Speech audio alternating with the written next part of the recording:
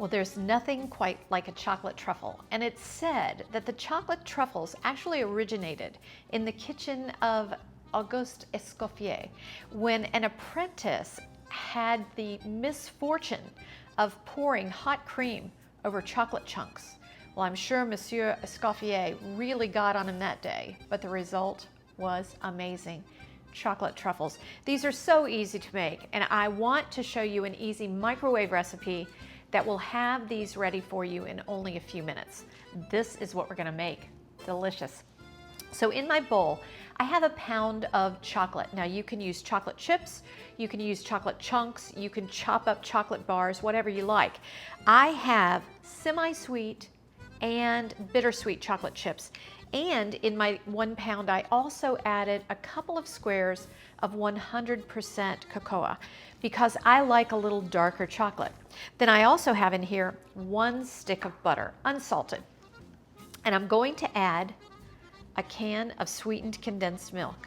Now don't confuse this with just evaporated milk. That's not what it is. It's sweetened condensed. It has a lot of sugar in it, and it's been simmered down nice and thick. Okay, so we're just gonna put that in. And then I wanna go to my microwave, and I'm just going to not even mix this up. I'm going to stick it in the microwave for about 2.5 minutes, check it, stir it, and then if it still needs extra time, I'll go 15 seconds at a time until everything is well blended. I'll show you what I mean. So you can imagine how delicious these truffles are with this Rappahannock Cellars. It is a delicious dessert wine. This 2016 Rappahannock Cellars red dessert wine is so good. And the red wine, the sweetness with the chocolate, it's wonderful. Now this has been in the microwave for 2.5 minutes.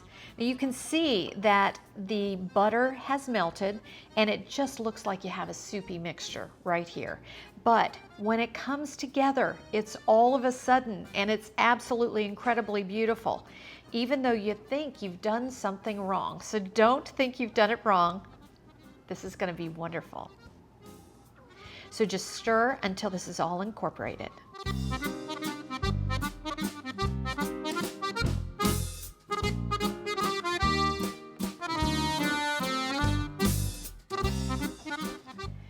Okay, now we're getting that last bit of melted butter down into our truffles. And notice that I'm not using a whisk. I don't want to incorporate any air into these. I want them to be nice and solid.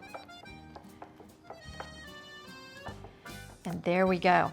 Now I'm going to let this rest for about 20 minutes, and you can just let it sit in your bowl or until it's cooled. Make sure that the bottom of the bowl is also cooled, and then you can scoop it out and it's easier to work with. So here you can see I've got a couple different little cookie scoops, and I like to use this for my truffles, but you can just use a teaspoon if you don't have one. So for a regular truffle, I like to use one that's about 1 inch across, and it just works beautifully. Now you just want to drag that through until it's nice and even on the bottom, and then just scoop it onto a plate. Same thing with the little one, you can always do just tiny ones. If I'm dipping my truffles, I would like to use a smaller one because then they fit in the little tiny papers better. If I'm using crumbs or nuts or sprinkles or white chocolate, anything like that, I like to use a larger one. So then I want to take these truffles and just kind of roll them into a little ball, just like that. You can see how easy it is to do. And just form them into that little ball. And then we roll them through our sugar. You can put them in white chocolate sprinkles or dark chocolate sprinkles. You can put them in pecans, anything you like on a truffle. I also like to dip mine.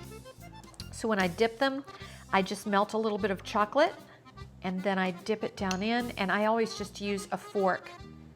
And I like to use a dinner-sized fork so I have longer tines to really shake that and get that excess chocolate off the bottom. Oh, it's just great. And then I put it back on my dish to cool.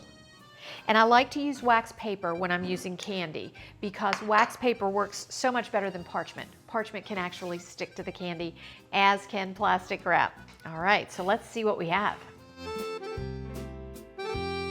So let's pour out a little bit of this delicious red dessert wine. It is just so yummy, made from Norton grapes, one of my favorites. So good. And with this chocolate, let me just break one open and show you what it looks like. So, so delicious. Oh, you can see how dense they are. I don't want to poke my thumb in it. That's why I'm being very, very careful. But these are so wonderfully dense and so delicious. And with this dessert wine, who wouldn't want this for a treat for Valentine's Day, just as a special gift from the heart? So I hope you'll enjoy this one and this beautiful wine.